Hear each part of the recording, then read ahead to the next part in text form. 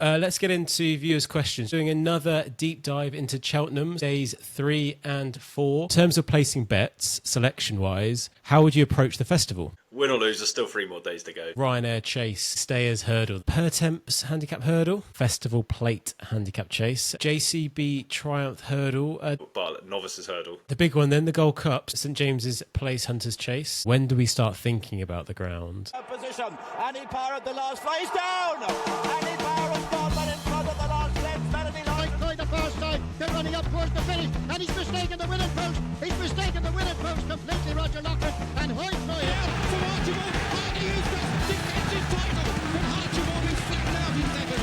Then he's going down right, is beginning to pass. He's drifting off the tree line. He's fine, and West West home. Springs the gun. Going to win his 4th Betfair Chase, and Cordo Star is still the king. Cordo Star wins. Hello and welcome to another episode of Tailed Off number 7. This is a no-holds-barred podcast that dives headfirst into the wonderfully weird world of horse racing. For the curious newbies like me or those looking to sharpen their skills, we've got you covered through it all. So today, guys, we're doing another deep dive into Cheltenham. So we're doing days 3 and 4. Before we get on to that, we're going to cover a few things. We've got some viewers' questions that we're going to cover, which should be good. We'll do a review of the races last weekend, see how we got on. And then we'll get into the Cheltenham Festival. How are we doing, guys? We good? All good. All is good. 2 weeks today, we'll be there. I know. 2 weeks literally today. Yes. We'll be coming back after a very successful day, I'm sure. Yeah. Either that, I'll be successful getting Guinness. Win or lose, there's still 3 more days to go, so... Yeah, that is true. Let's get into viewers' questions. Just before I do that, firstly, thank you for all of your views. We've had over 3,500 views over the last couple of weeks, which has been great. We've also got a lot of subscribers, which is good. However, my ask from you is 93% of you are not subscribed. So please do hit that subscribe button because it allows us to make sure we're covering the right topics, and also leave us questions, leave us comments, because what you raise in comments we do read and we do respond to. So I'll tell you what, let's get into a couple of comments, shall we? Because I think it's important to share some of the nice comments we've had. So we've got a few from the guys. So we've got great stuff from Abby. We've got some nice engagement. There's one around geographical knowledge. I'm not sure if you guys saw that, but is it Foslas? Foslas, it's Welsh. Basically, one guy said it's nowhere near the sea, by the way. So just to let you know, it's quite far inland. I think one of us must have said it was near. It's nearer the sea than we are. So we've had some good comments on Cowabunga out of the festival. That's something we'll cover, I'm sure, later. I know we had a couple of Akis with Cowabunga, so it'd be good to go through that. Highly recommended, great banter. I think one of you needs some earplugs. Maybe that's all of us, I don't know. And then we've also had one comment, which was racing knowledge. Now, no shit Sherlock for me, because I am, as I said, the newbie, the racing idiot, as I say. But yeah, it'd be good to have a bit more context, a bit more productive and constructive feedback. Like, as I said on there, with a bit of tongue-in-cheek with the comment back, but I'm all for saying, if we're not doing something well, but tell us where, tell us what. Don't just say that. And enjoy the 200 to 1 fucking TriCast we gave you. Yeah, well, we'll cover the P&L for the Trainers Inform in a second. Jump. And that is what we call a hook. Well, I'm gone. We call Duncan the nibbler because he nibbles. Right, let's get on to the viewer's question then. So I've had a really good question for George, and it's very on topic, so we thought we'd cover it today.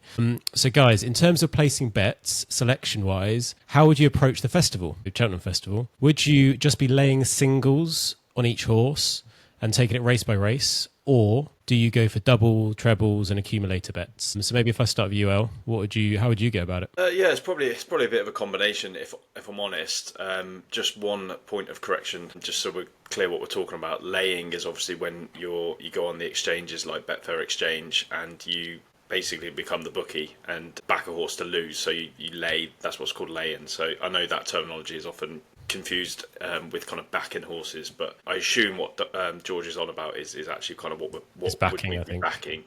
Yeah, I think it's a bit of both. I mean, obviously everybody loves the big time results, and you're likely to get them much more from a multiple, whether that be a double, treble, or 4+ selections. I think probably a trap that people fall into, and I know we've done one on this podcast, is basically just go through, let's say, the top 10 favourites in the festival and just perm them all in a massive acca, because, I mean, Duncan, I think you've landed a couple over the years, but how many times does one let you down? I promise you now, it's day 4. Day 4 is the one that gets you. Get 3 of the first 4 in. I always put a fourfold on the Friday. The first 3 will come in, as Elle will tell you. In the last few years, I've been done with the last one, and it's normally Elle's selection will be the one that does me. So it's your fault, El, Yeah, basically all Elle's fault. because you lack Essentially. racing knowledge. That's why. But yeah, I would say that you should take each individual horse on the price that it is for that race, and whether you value that as a good price or not. Because let's be honest, with anti-post betting now that we're so close to the races, all the information is in the market. We know pretty much who's going to what race. All the trials have done. There isn't really any margin or value in the market, certainly right towards the top end. And actually, some of the favourites are probably shorter than they would be on the day. We discussed Kopek de Boards last week.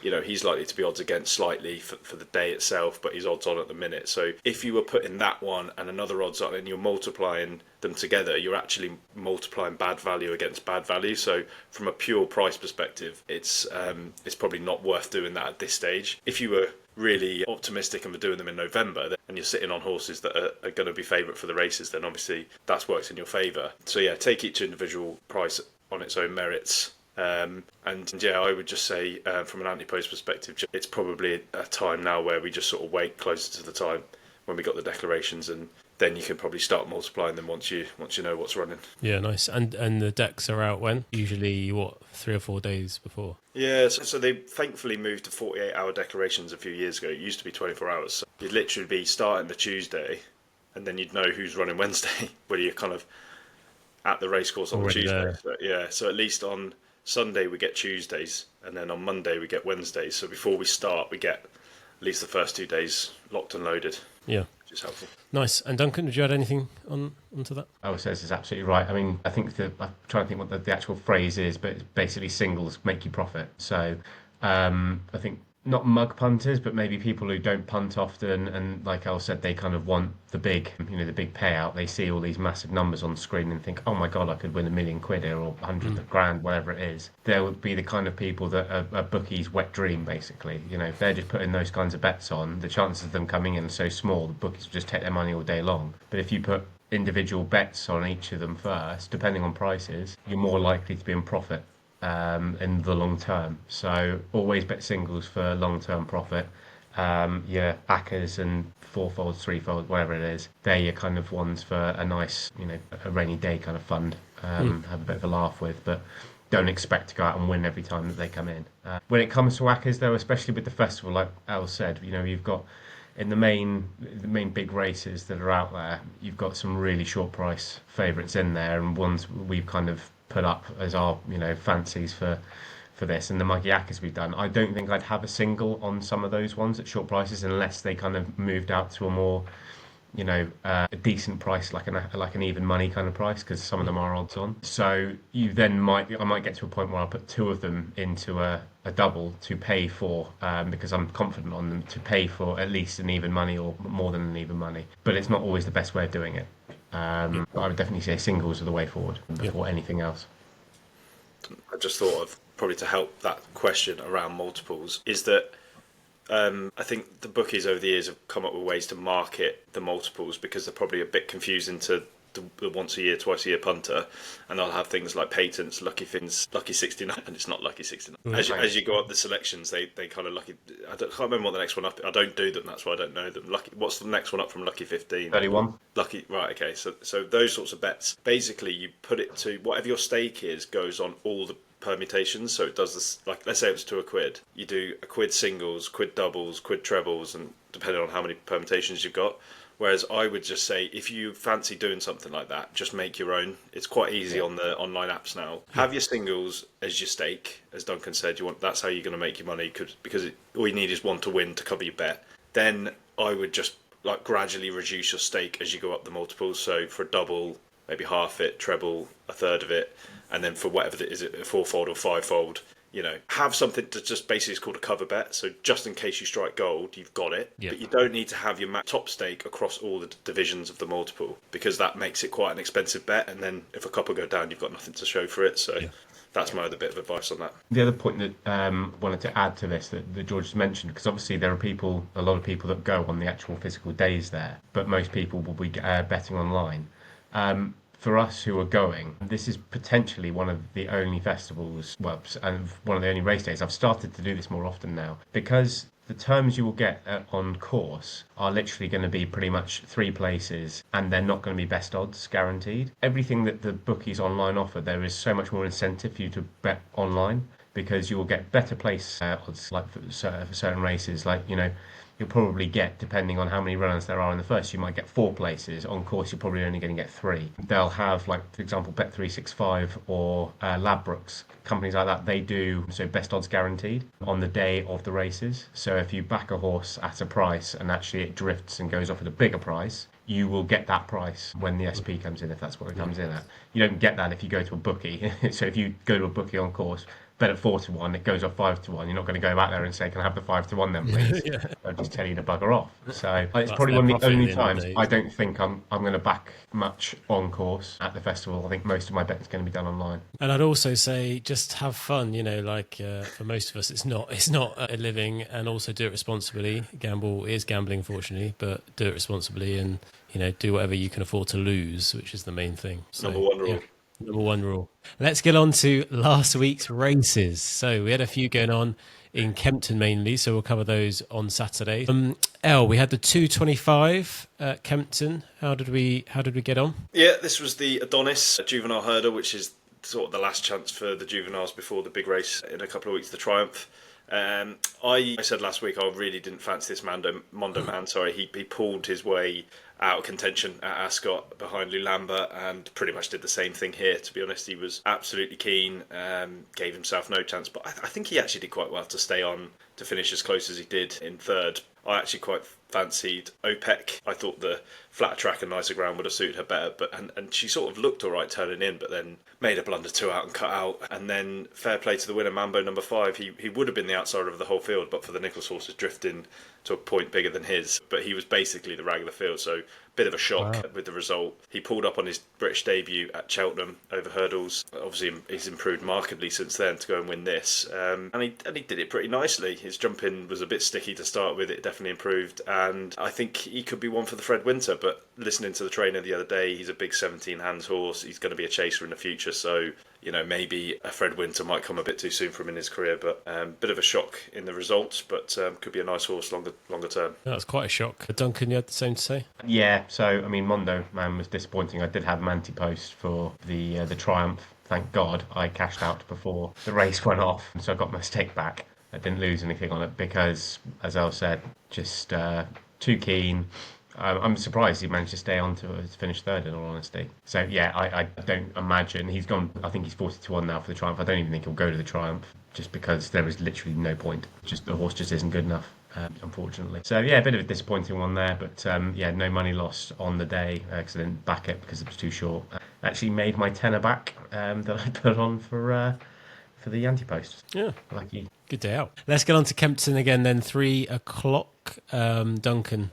Yeah, this is the Dovecote. So it was between, I think I said, the top 2 in the market really were the best 2 horses there, and they were rightfully put in the position they were. So I think I went with Miami Magic in the end over Tripoli Flyer. Tripoli Flyer had run in a Class 2 handicap up in Musselburgh a couple of weeks beforehand and hosed in. But I think because of Miami Magic's form, races he'd been in, kind of preferred that horse, and on ratings he was clear as well. And as it turned out, they did an absolute flippity-flop, and Tripoli Flyer hosed in.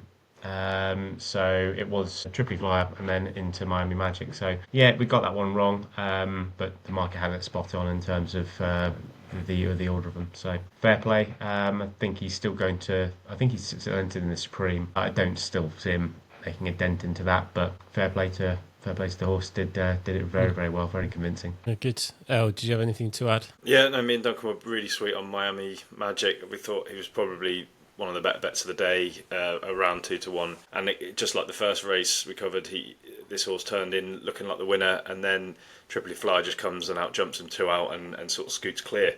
And he was available at 40-1 for the Supreme prior to the race. It's not the best trial for the Supreme, if I'm honest. Generally down the years, he is still available at 20-1. I mean, that's not an awful price. If a few come out, it'll probably be a bit shorter on the day, but I think the form of this race is a little bit lower than what is required to win a typical Supreme. It sounds like the trainer's quite keen to go because he's not the biggest trainer. He's doing pretty well, Fergal O'Brien, but to have a runner in a Supreme would be, once every 10 years for a yard like that. So he's probably going to want to go. But it did sound like the owner was almost kind of leaning towards Aintree. If you do fancy backing him, either wait for the confirmations or take the non-run no bet. Nice, thanks guys. Well, let's get on to the big one then, the 335, the Ladbrokes Trophy Handicap Chase. El? Yeah, well, I liked 3 in this, so it wasn't horrendous in terms of where they all finished. But my main bet was definitely Highland. I know Duncan liked him as well, and I just thought he was an improving novice, would like the better ground,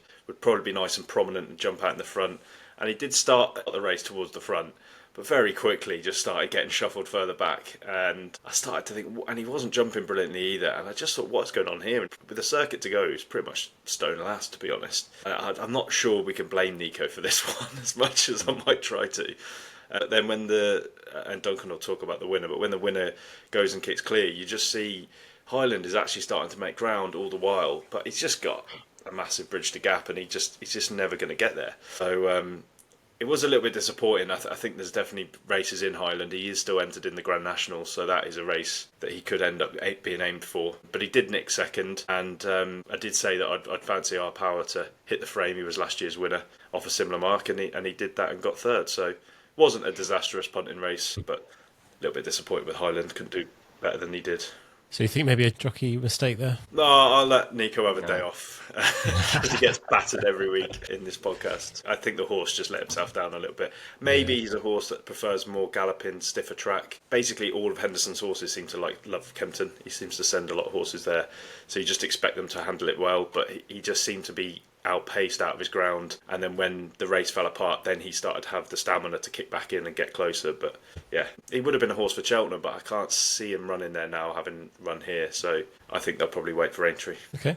And Duncan, you had the 10-1 winner? Yeah, it was nice. Made a change. So yeah, like El, liked Highland, but as El said, and I think Nicky King came out and said afterwards, with the circuit run, the horse was at the back of the field, and he thought, "What the hell are we doing here? This is an absolute nightmare." And then by the end of it, he'd come through to take second, but thankfully Kate Dory for Sam Thomas had already gone and hosed clear by 15 lengths with the man Charlie Deutsch on board. He just looked so comfortable. He looked outpaced to begin with, but I kind of expected, because the horse has won over further, and I think he needs further than 3 miles. But then he by the time the second circuit came around, he'd kind of pulled himself into the lead, and into the home turn, that was it. He was just gone. So yeah, cruised to victory off a very, very nice lightweight. So yeah, would have had the forecast, but then if you added in El's shout with the Our Power as well, one of the lucky people who follows us on here managed to hit a 200-1 TriCast. That'll do. Well played. So we always love to see that. that. Yeah, Mark Pocock, legend. Well played, mate. Well So yeah, very, very pleased with Drinks the run in then. 10-1 winner. Lovely. And we also had the newbies Nap Beachcomber, who actually started quite well, led early on. I was actually doing pretty well till about 4 out, and then certainly tailed off, shall we say, and lost a bit of ground, finished 6th. I was getting pretty excited when I was watching it. I thought, here we go, newbies Nap is up there. And then, it's the hope that kills you. And yeah. He did jump very well, to be fair. I was watching it. I think I was messaging Elle at the time, and I was just like, this one of Matt's is still sat here, Can you imagine? So, yeah. You did better than your last one, so maybe each week you're just improving. That's what it's all about, just the gains, mate. Hit the frame, mate. Yeah, hit the frame next. Well, learning from the best, so it's fine. It's fine. Lacks racing knowledge. Lacks racing knowledge. Right, let's get on to Cheltenham then. So we've got day 3, the Thursday, and day 4, the Friday. So let's start with the Ryanair chase on day 3. El, who are you thinking? You got a few picks here? Yeah, probably just talking about a few different horses, because at the moment it's a little bit guesswork in terms of who's actually going to turn up. We've kind of alluded to that along the way so far this kind of podcast season. I think top of the market Factor File, he still isn't a guaranteed runner. He's still very much in the betting for the Gold Cup. He's obviously been aimed as a 3-miler this season. He won the 3-mile novice last season, the Brown Advisory at the festival. So it all seemed like, he was being aimed to be a Gold Cup horse. Having won his reappearance nicely in the John Durkan, which is over 2.5 miles, beating Galopin des Champs, he's then been firmly put in his place over 2 races at Leopardstown over 3 miles, where the one at Christmas, he just looked a bit too keen and didn't jump brilliantly. He looked a lot better the last day in the Dublin Race Festival. But for me, after the last, he just emptied, and Galopin pulled away, and then Grange Clare West even managed to do him for second place. So it just screams to me that he just doesn't have bottomless stamina that you would need to win a 3-mile race, and then you add in another 2.5 furlongs to win a Gold Cup. So it seems to me that he really should run here, and he's currently about. Well, he's 11 to 8 if you want to go non-run, no bet, but he's kind of 7 to 4 if you take the anti-post, which could look like a good price on the day, which seems pretty skinny. But I think there's quite a few that aren't going to turn up here. We spoke about Gaelic Warrior, still could go for the Champion Chase. Ile Francais probably goes here, but again could go for the Champion Chase. Banbridge goes to the Gold Cup. And then beyond that, you're kind of scratching around for other runners. Al Fabiolo still hasn't reappeared since his tip up at the DRF, so you start taking all of those horses out of the top of the market, and you're looking at an even money shot and potentially even shorter. So I have to say he's the most likely winner because he's progressive. He's an 8-year-old, which is kind of the peak age for a chaser, sort of 7, 8 and 9 are the kind of key ages to start showing the best. And he's obviously won at Cheltenham before. He was pretty good in the Brown Advisory last year, even though it was kind of a weak renewal. So I have to say, even though he's favourite, he just seems like the most likely winner. And then I thought, well, I'll have a look to see, is there something we could put up each way? Last year's winner, Protectorat, obviously destroyed them at Windsor and beaten a nice horse in Jello, who obviously came out and won the Denman next time at Newbury. He is a 10-year-old, but he was pretty good in the race last year. You could see him hitting the frame. But the one I'm going to say each way, and I did mention it a couple of weeks ago after we reviewed the Newbury races, the horse that won the Game Spirit Chase over 2 miles, is a horse called Master Chewy of good old Nigel Twiston-Davis's. He's available at 40 to 1 for this anti-post, and if you go back through his form, he wasn't much of a hurdler, definitely has become a better chaser. He was actually still going okay in the Arkle Novices Chase at the festival last year before tipping up 2 out, and I think they've realised, having kept him at 2 miles this season, he just gets outpaced, and then he comes on a little bit and stays on towards the end. And that was very much the case last time when Sam got off him at Newbury. He just said he was flat out, and if he'd missed a fence, he would have had no chance. And he needed every yard to get up and win that day. So the extra half a mile here looks like a good option. Given that so many at the top are definitely going to come out of this race, a horse that's absolutely guaranteed to run in it will appreciate the step up in trip.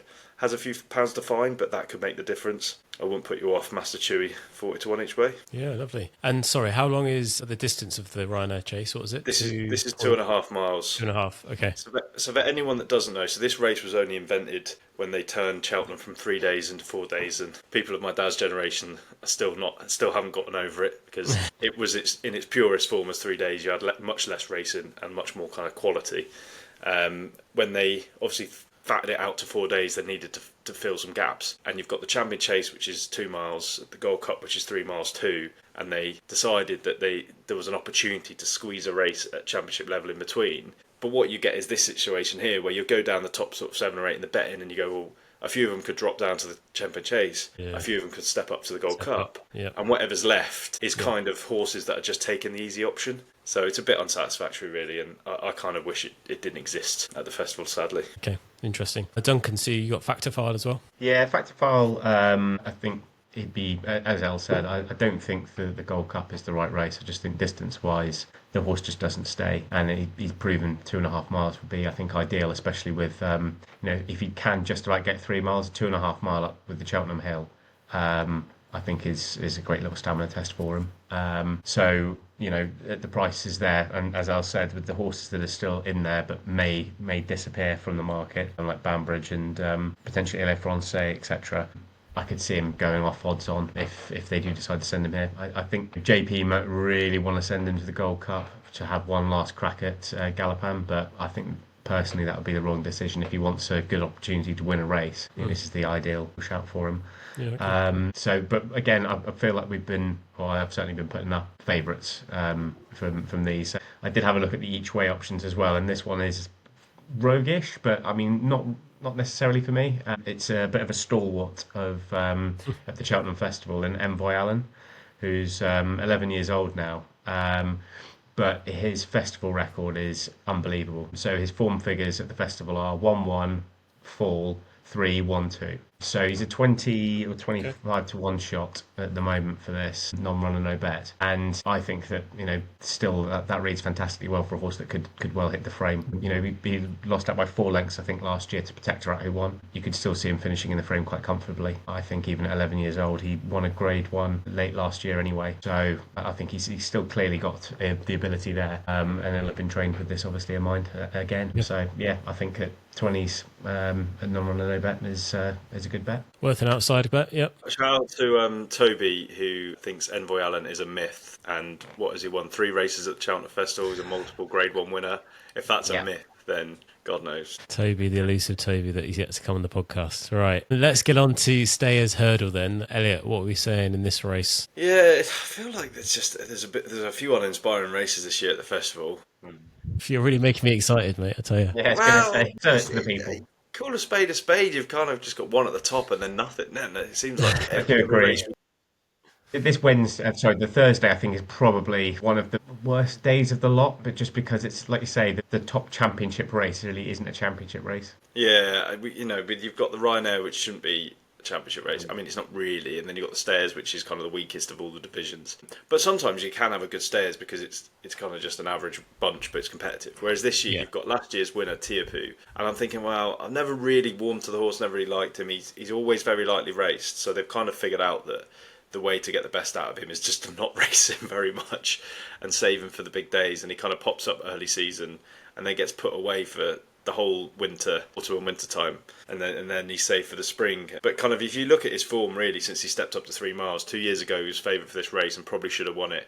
David Russell was riding while injured and he didn't have the best of times trying to get some horses home, so you could probably forgive him that. And he was pretty good in winning it last year off pretty much the exact same preparation that he's had this year, and then he followed up at Punchestown to prove that kind of wasn't a fluke. He was beaten in the same race that he won last year by Lossiemouth, but he would have just been done for toe. I wouldn't read into that too much, and he's clearly just been primed for the race. And you think, well, nothing towards the top of the market I could see contending him. Home by the Lee has run in this race, I think it's 3 times, and has been beaten every year. So I can't really see why he's going to suddenly do it this year. As a lucky place, is interesting stepping up in 3 to 3 miles because he's kind of a younger one and unexposed is the term that we use. But I'm not convinced he will definitely stay, if I'm honest. And he's going to have Noodle Nico on him for good measure. The Wall Park's probably going to go to the Pertemps. Gower Road really shouldn't be good enough, but then we said that last time. So then I was kind of looking down and thinking, what could I sort of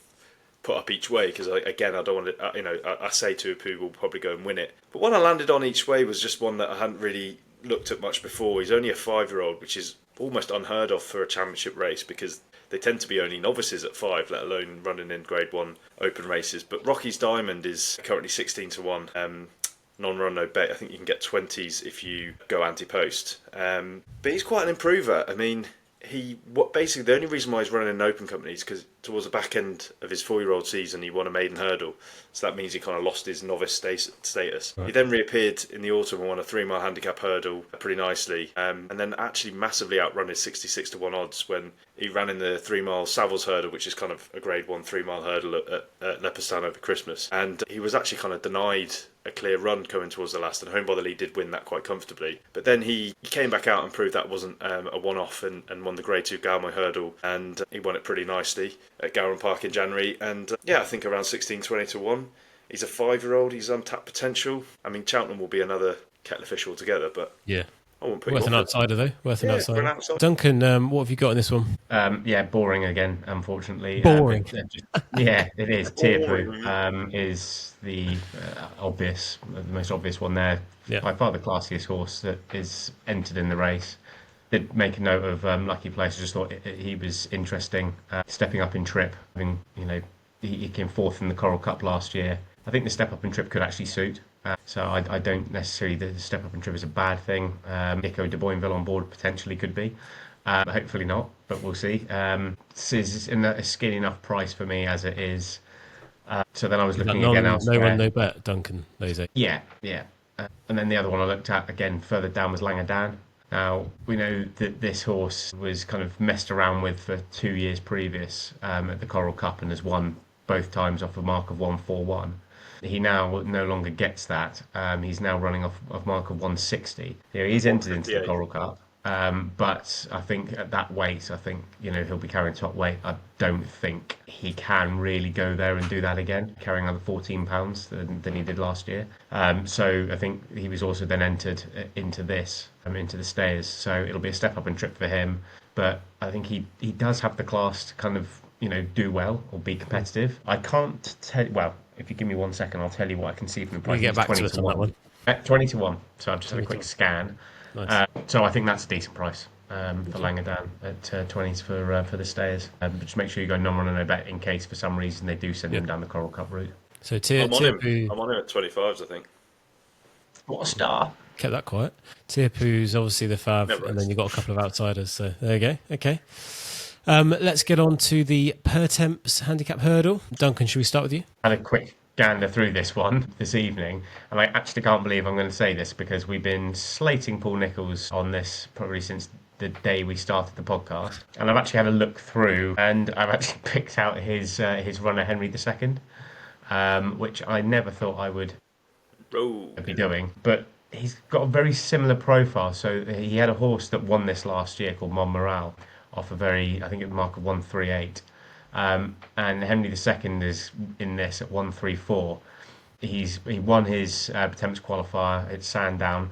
It was on heavy ground, but he absolutely bolted in by 18 lengths. He's very likely a race for an 8-year-old.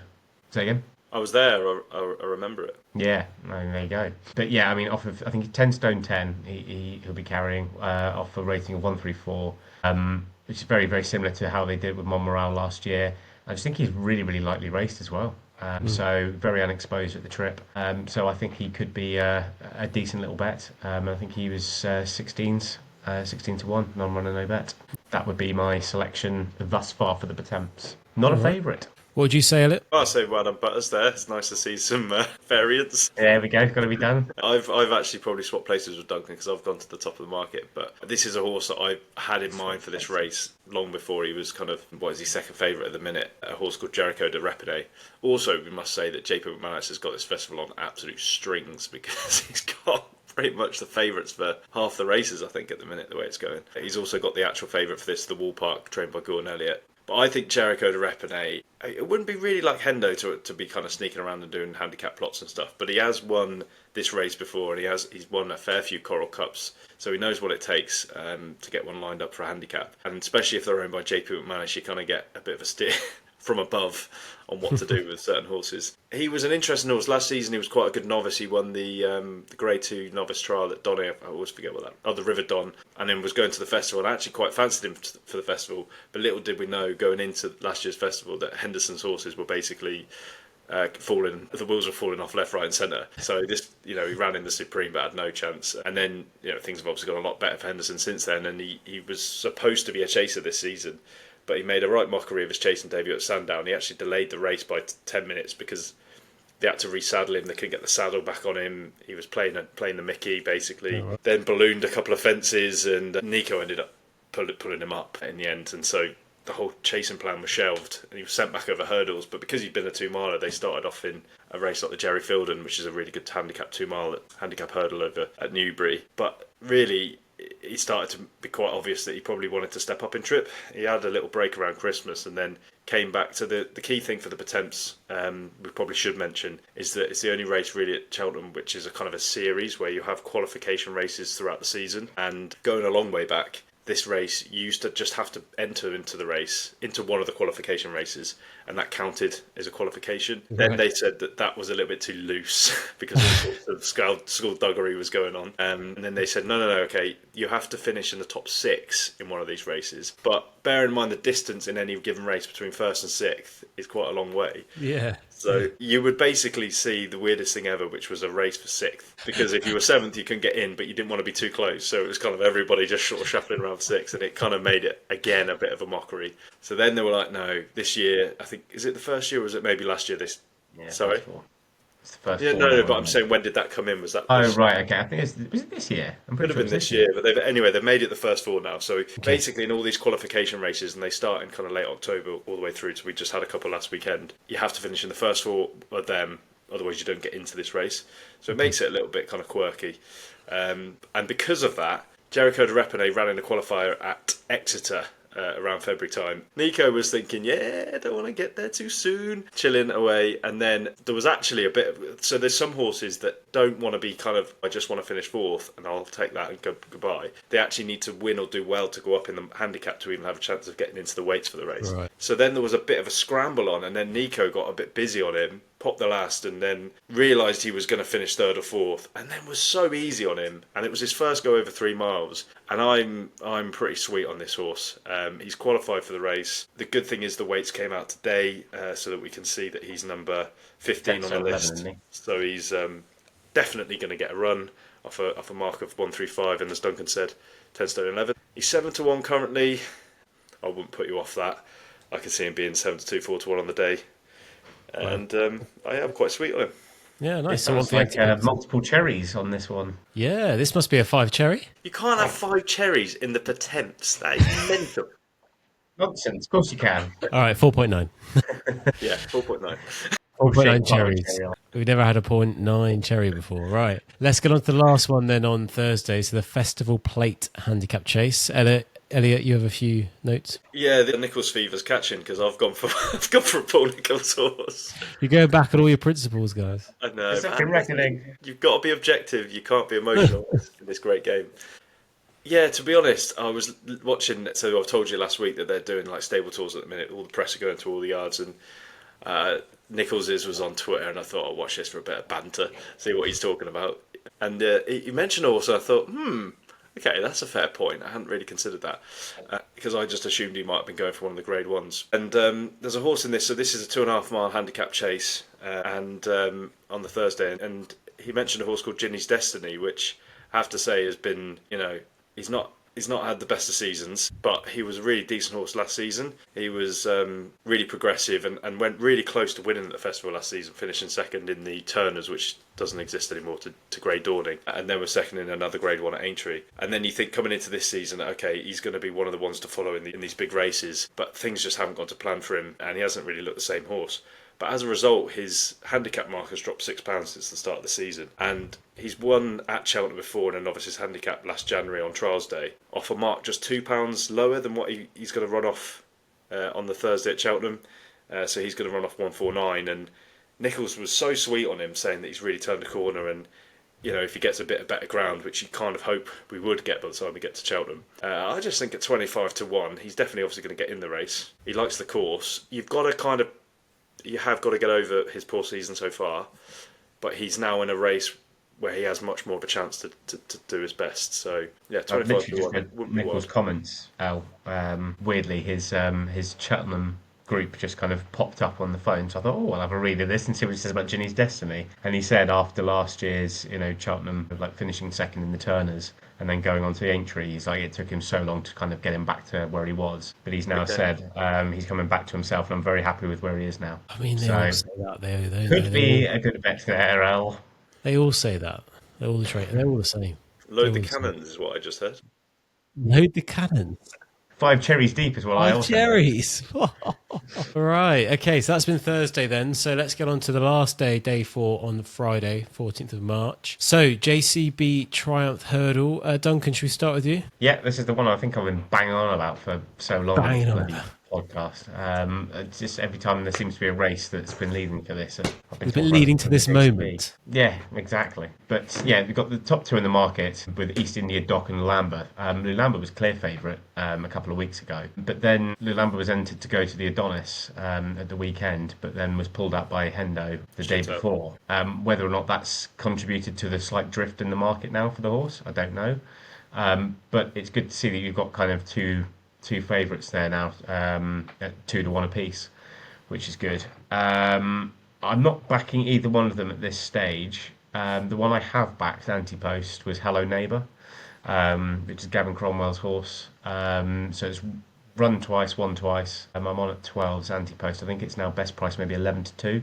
So he won most recently in the Grade 1 at the DRF, where he has beaten a couple of these that are going to reoppose him, that are going to come over from Ireland. But yeah, that's what I'm on so far. And as I said, I've already cashed out on the Mondo Man bet, which was a load of rubbish anyway. If you had to put a gun to my head and say which is the top two may go maybe best, I'd probably go with East India Doc, just because he's been to Cheltenham twice, won twice, so convincingly, and both in Grade 2s. Just think it might give him the edge in terms of the fact that he's been there and done it, got the t-shirt, so we know he likes the track. But yeah, we'll see what prices they are on the day, because it would be nice to have something else to go with it. But East India Doc at the moment would probably shave it for me out of that. But Hello Neighbour 12. What cherries are we saying on Hello Neighbour? No, nothing major on that. So I would probably just say like 2 or 3 cherries. It's nothing big. 2 or 3 cherries. Nice conservative cherry. Yeah, I don't think you really can be in the JCB, because you have so little form to go on unless you've seen something that is out of this world. I don't think you can really be overly confident on anything there. Okay. But there's some definitely you had another Gibbs Island, was it? Another tip? Don't spoil it. Sorry. No, I'm very... Elliot, so you had something else, didn't you? What was it? I can't wait to hear this. Guess. No.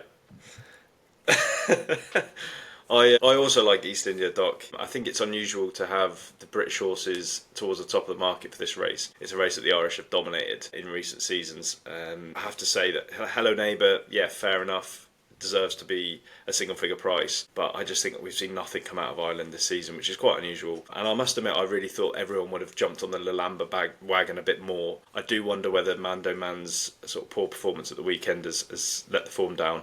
But then some of the other horses he beat, like St Pancras and Vianney, have come out and won. So you have to respect Lilamba. I've just been so sweet on East India Doc, because over the years, I think a few more years ago, I'd have got sucked into the kind of sexy ones that lightly raced, big stable, everybody's talking about. But actually, substance is much more important, the form in the book. And a horse like East India Doc is rock solid. He's much more experienced, so he's had obviously runs from the flat, and he's won 3 times over hurdles, twice at Cheltenham. And interestingly, I was looking at the RPR, so the Racing Post ratings for their performances, and the mark that Lou Lambert got at Ascot was 132. That's the same mark that East India Doc recorded with his first victory at Cheltenham in November. But then when he ran on Trials Day, when I was fortunate enough to be there, he significantly improved on that, and the Racing Post gave him a mark of 143. All that performance, he absolutely stormed clear up the hill, and he won a Grade 2 quite comfortably. And he might not have beaten much that day, but I think the fact he's run 3 times over hurdles, he's been to Cheltenham twice, he's just rock solid, and around 2 to 1 would be a fair enough price on the day. So I do quite like him, but I was surprised to see that he's almost shade in terms of being favourite.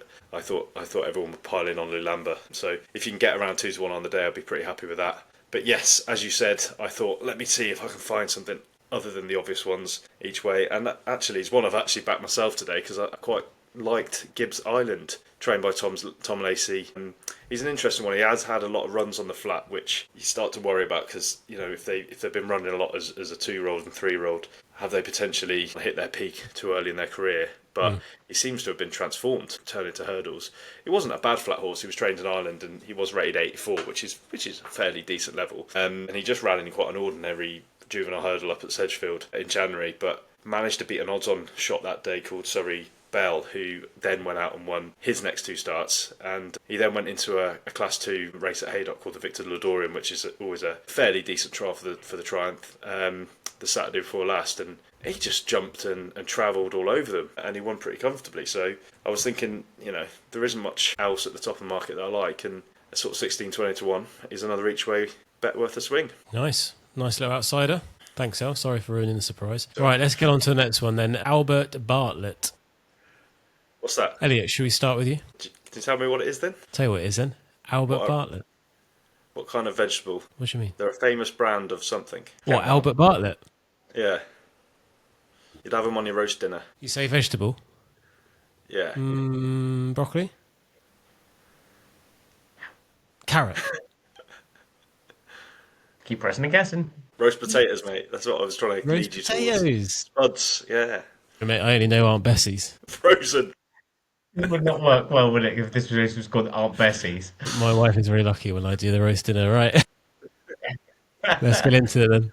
This full title of this race is the Albert Bartlett Novices Hurdle. It's not just called Albert Bartlett. It's not just some guy, but he is actually quite a prominent race owner. He's the owner of Banbridge. If you ever see those colours, that's who sponsors this race. It's an interesting race. So 3 mile for novices. You can get quite a lot of shocks in this race. We saw that last year with Stella Story winning it. I think he was 33-1 for the race. We've seen many horses win it at big prices over the years. So looking at the top of the market, I was kind of thinking, do I really want to get stuck into yellow clay? Even though he has done probably the most consistent form this season, and he's been kind of obviously running in better races, graded races, and was pretty comfortable in the Lawlers and Ace. But he's never actually raced over 3 miles. He is by Yates, who obviously gets a lot of stamina into horses and probably would stay, but there's enough doubt there. So I thought, I'd probably have a little look elsewhere. I am actually on Jasmine DeVoe at 33-1, Willie's horse, because he's just jumped like an absolute wardrobe over hurdles so far this season. He obviously won the champion bumper at the festival last season, and everyone thought he was going to be a superstar over hurdles. And they started him off around 2 miles, but clearly stamina is his bag. He's still available at around 16s, 20-1, so I wouldn't put you off. And I was tempted to put him up as my each way selection, but I think there are horses of a similar price that have much more solid credentials. He's just kind of, he's got a reputation because he won the champion bumper, but he can't jump hurdles, so that's quite important in this race. Quite a crucial skill to have. Yeah. He can't just walk through them like he's trying to do at the moment. So then there was 2 that I actually thought, well, do you know what? I think both of these should be going for the race. They're kind of decent prices, so let me just put up a couple of swingers and see if we can get another shock in this race for this year. So first one I'll talk about is Jet Blue, owned by the enigmatic Caroline Tisdall. If you ever see the green and gold colours, she's the joint owner of Final Demand that Willie's got for the Turners. This horse was pretty decent in France and was actually third in a Grade 1 bumper before starting to go over hurdles, and then was switched, I'm assuming, when she bought the horse, and switched to David Cottan. And then the horse had its first start for the trainer at Cheltenham, which I always say, when you go into the festival with good horses in big races, the ones that have got the proven Cheltenham form worth the weight in gold, because it is a difficult track, and if you're sort of weighing up between 2 horses, and you've got one that's proven it at Cheltenham, I just think always side with that sort of horse, to be honest. And he ran over course and distance in a Grade 2 novices hurdle in December, and he kind of bolted up. And a horse that was well beaten in third, called Yellow Car, has come out and won a Grade 2 himself next time, so the form has some substance. I'd be a little bit disappointed that he hasn't run him since, but to be honest, he's gone well fresh before, so I wouldn't put me off. And as I say, he's around 16-1, so Jet Blue is one of them. And then another one I'll take a swing at is Wendigo for Jamie Snowden. He ran... Jamie? Go on, Jamie. Jamie? Still waiting for that call. He ran behind the New Lion in the Grade 1 Shallow Hurdle around Christmas time, which obviously, the New Lion's one of the favourites for the Turners and the Supremes, so, really, really strong form. He then went and found a really, really weak race to run in at Wetherby a couple of weeks ago, but he's definitely going to go for this race. He hasn't raced over 3 miles, but has won a point-to-point over the trip, obviously, before, won a couple of soft ground bumpers. So, to me, I don't think stamina's going to be an issue. And he's around 20-1. So, Wendigo and Jet Blue to hopefully cause a bit of an upset. We're outsiders. Okay, thanks, El. Duncan, what do you have? Yeah, I actually had one the same as El here, Jet Blue. Both on for Jet exactly Blue. the same reasons that El had mentioned. He romped home at Cheltenham in a Grade 2 in the Albert Bartlett trial in December. Ground versatile as well. I don't think there's anything not to like at 16s. I think it's a great bet at 16s. With shout out as well for Classic for the favourite, the Yellow Clay. I can understand why he's favourite.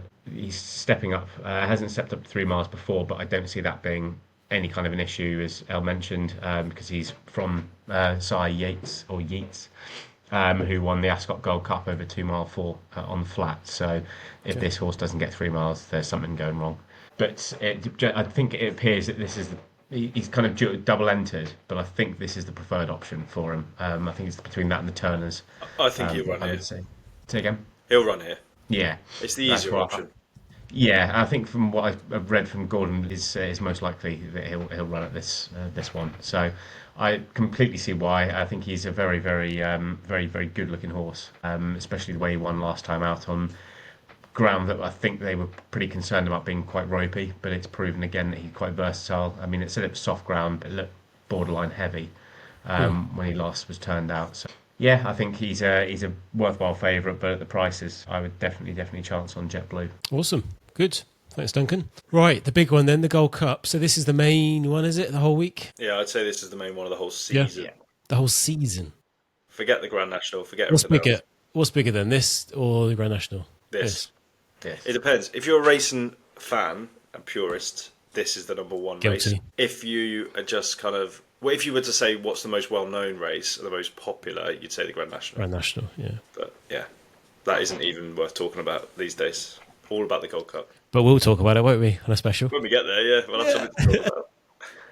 Right, go on then, Elliot. Gold Cup. Yeah, as I say, having given it that billing, it's a little bit disappointing that this year, the closer we've got to the race, having at the start of the season, you could be thinking, oh, we could be in for a race for the ages. One by one, horses have either decided not to go here, have had injury problems or whatever, and it is starting to look like a bit of a walkover for the dual champion Galopin de Champs. We know how good he is. We obviously reviewed his great win at the Dublin Racing Festival in the Irish Gold Cup. I think the biggest sadness really to this race is that there just isn't a real kind of solid alternative or someone challenger. You know, you want a challenger for every great champion. You want him to have a rival to overcome. You don't want him to just turn up and win easily. So, you know, obviously I think this is the one that's going to win. He's probably one of the certainties of the festival, barring accident or injury. As I say, he's won the race 2 years on the spin. He will join a very illustrious shortlist of 3 other horses to have won it 3 times. The most recent of those was Best Mate at the turn of the century. He's just absolutely nothing to fault him. He's an absolute machine. He's at the peak of his powers at 9. I think nothing will get past him, to be honest. I did try and think about one each way. Banbridge is interesting, but I am still unsure if he definitely stays. Then we said Factfile probably won't run here. I know he didn't run that. He appeared not to run that well last time out, and I might seem a little bit silly for saying this, but just on a pure price perspective, when Factfile comes out of this market and you know, some of the other outsiders don't turn up, there isn't going to be many runners. And Corbett's Cross at 20 to 1, I just think is an absolute knock in each way bet. You know, you're basically betting 4 to 1 a place, and I think that's a bit of a gift because he would have won at the last 2 Cheltenham Festivals. He basically had the Albert Bartlett sewn up before deciding to run through the wing rather than jump the last hurdle, which was absolutely mental. If you've ever seen a picture of that, it's crazy. So he would have had that race won. He then went and won, he made amends for that and won the National Hunt Chase over 3 miles 6.5 furlongs last season at the festival. So clearly stamina isn't an issue, and if anything, that's his strength. In hindsight, I think they shouldn't have run him at Ascot the other day. It's quite close to the festival. He already came over for the King George, which would have been like literally, if you could have designed the opposite set of circumstances for him to show his best, the King George is that race. So he's come over for Christmas, had that race, then he's gone back to Ireland, and then he's come back over a few weeks before Cheltenham for the Ascot Chase, which again, as we discussed last week, was Pic Dory's, you know, sort of home match, and he just couldn't live with the pace of that race, and he just looked a little bit all at sea. Obviously his jumping needs to get a little bit better, but they'll go a little bit slower in this and he'll be able to get into a stride and gallop a bit more. I don't think he'll get close enough to Galopin de Champs, but looking at the field at the minute, I would be quite surprised if he couldn't at least get third, and at 20 to 1, you know, that's an each way steal in my opinion. Yeah, nice. Okay, good way to think about it. You don't agree, Duncan? There was a grimace there. There's a couple of faces. It was more that his jumping was so bad. His jumping was bad. And I think that's what kind of lets him down. And but look at his jumping last year in his jumping in the National Hunt Chase was pretty decent last season. Yeah, you were saying again, he's got to you be going from a National Hunt Chase to the Gold Cup is a very, very big step up. You just can't make a mistake during it. If you do, you're gone. Okay, give me 2 horses that finish ahead of him other than Galopin de Champs. Who would finish ahead of him? I actually think who one of finished you second and third instead of him. One of you actually mentioned on here was one I was quite interested in, which was the Grange Clare West. I think he goes there. Yeah, no, I think that's really decent. I think that's got a great chance, especially when you look at the DRF. When he finished very close up, was it 3rd or 4th when he finished in that? He finished, wasn't he second? Was he second? I thought he was. I wasn't yeah, sure. Yeah. I thought he finished.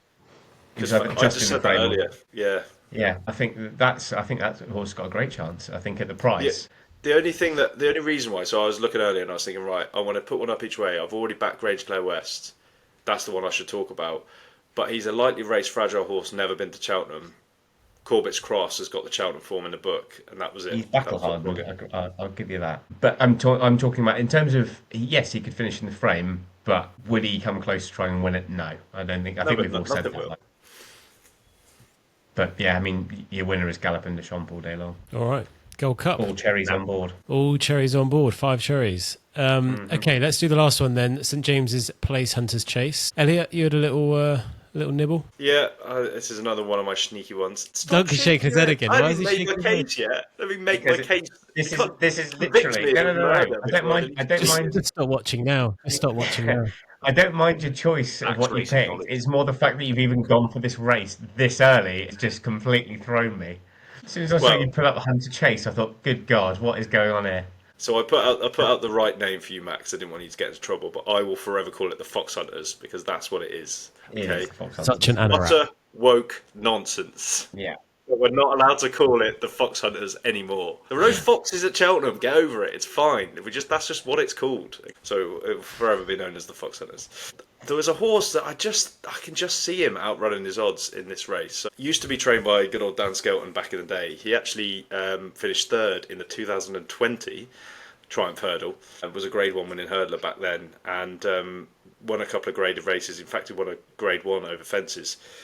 Back in his early days. His last race for Dan was back in January 2023, and then he's had obviously some injury problems, had a bit of a break, but he's come back this season for James Owen and started off over hurdles, didn't do brilliantly, but then they decided to switch him to a Hunter Chase campaign, and he's just absolutely bolted up in a couple of Hunter Chases, most recently at Higham Point to Point a couple of weeks ago, and I just think this horse has got stamina for days, and he's run okay around Cheltenham before. As Duncan rightly says, it's not sort of a race you'd be kind of getting stuck into at this stage, but I just want to mention him because I think around 20-1 I think you can get anti-post. I think that's worth an each way bet, and I wouldn't want to say it after the time, so I'm going to say it now.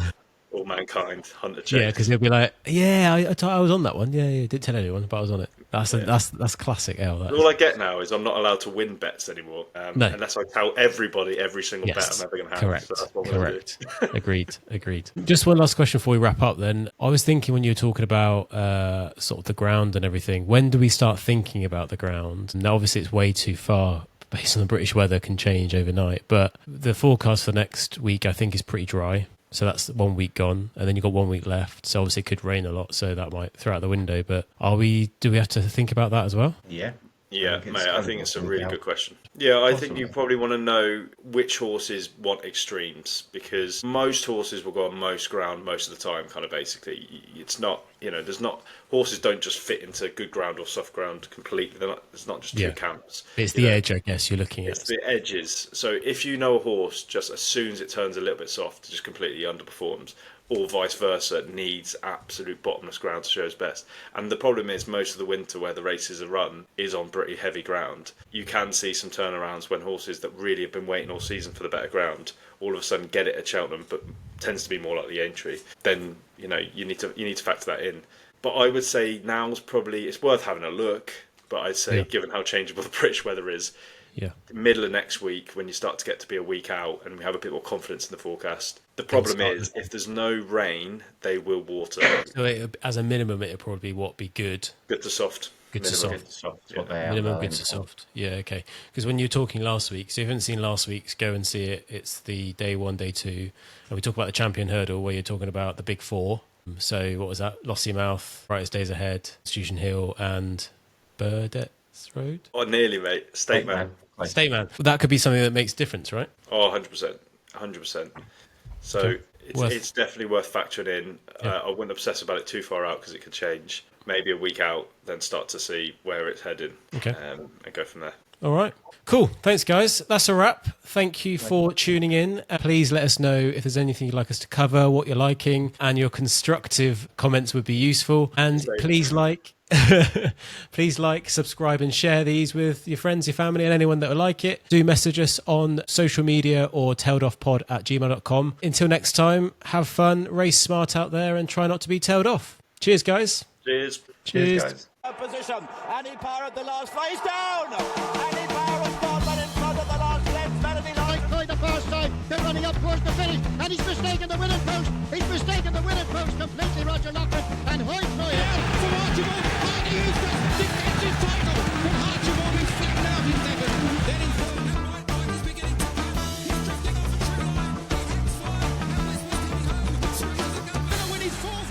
chase.